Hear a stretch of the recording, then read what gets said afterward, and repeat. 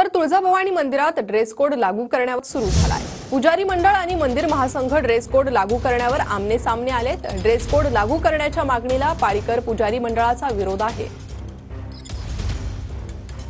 तुळजाभवानीच्या पवित्र मंदिरामध्ये dress code नियमावली लागू करावी अशी मागणी आम्ही मंदिर महासंघाच्या वतीनं आज धाराशिवचे जिल्हाधिकारी यांना निवेदन देण्यात आलेलं आहे। मंदिरचं पावित्र्य राखण्यासाठी रूढी परंपरेचं जतन करण्यासाठी तुळजाभवानी मंदिरामध्ये ड्रेस कोड लागू करावा अशी मागणी आमच्याकडून करण्यात आलेली आहे।